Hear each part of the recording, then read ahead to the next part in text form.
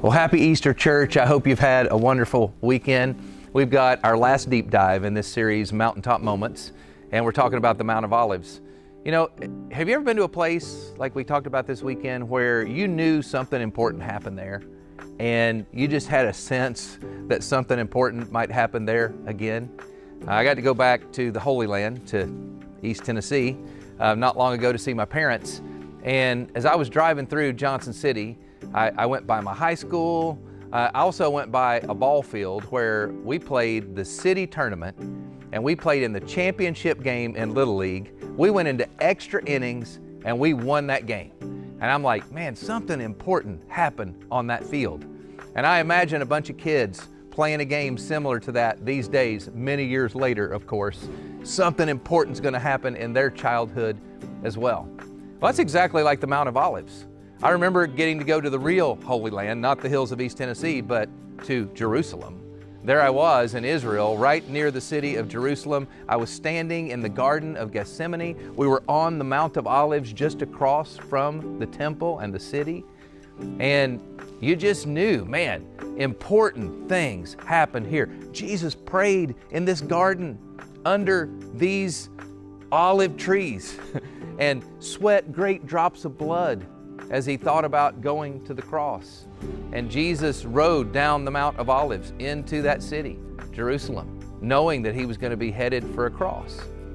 How amazing that not too long later, he stood there with his disciples on the Mount of Olives, and that's where he ascended into heaven, promising to return one day. That's where he gave us our Great Commission, promising to return one day. Something important happened there at one point, and it happened again. Well, friends, that's not all. Something important is going to happen in the future. Jesus promises to return. And in Zechariah chapter 14, verse 4, the prophet predicts that Jesus will stand again on the Mount of Olives, that when he returns one day, that's exactly where he will return.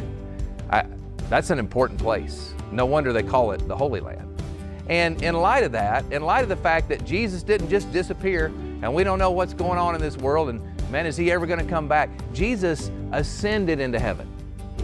In light of that, that should give us two things to take out of here today as we do this deep dive. Number one, it should remind us that because Jesus didn't just disappear, that when he ascended into heaven, he's alive, he's reigning, and he's seated on the throne. Now, friends, in a world that's broken, in a world full of suffering, in a world full of uncertainty, where we're waiting for God to make all things new, that should give us confidence, and that should give us not the power of positive thinking, or, a wishful kind of, hope in the future. It should give us a real hope, anchored in the fact that we have a risen Lord, one who went to a cross, died, was buried in a tomb, but then rose from the dead. He's ascended into heaven, and that means today he's seated on the throne. And that means that no matter what you're going through, no matter how hard it is, Jesus is in control. He's the king on the throne. That should give us hope in times of uncertainty, so that we don't fall apart when we turn on the news, so that we don't scroll through social media and let our anxiety run away from us, because we have a hope anchored in a real risen Lord who is seated on the throne. And friends, because he's promised to return one day, that means between the resurrection and between the ascension and between his second coming, his return one day, we have work to do. What would it look like for you to put away the news and all the bad things that you're letting fill your mind and your heart these days, and turn your heart toward the mission?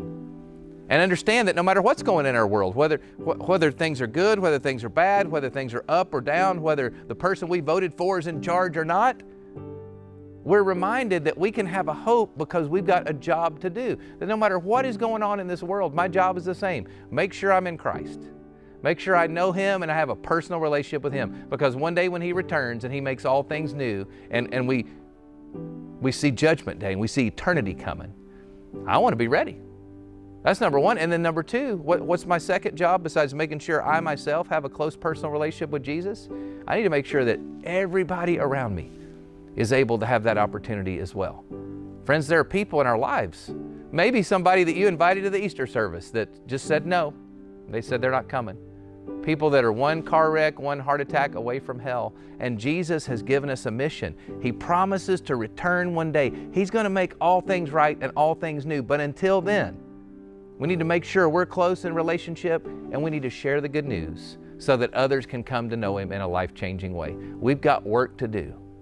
What would it look like for you this week to shift your focus from the trouble and the trials and the tribulation and the pain and the suffering and the evil in our world toward the mission that He's called us to?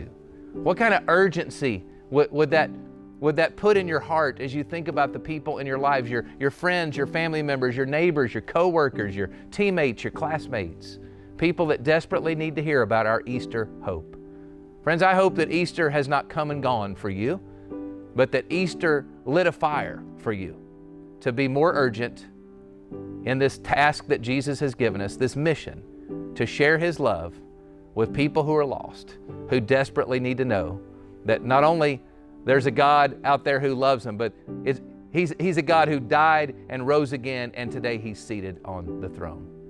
Friends, take that Easter hope with you, not just this weekend, but really every day of your life. See you soon. God bless.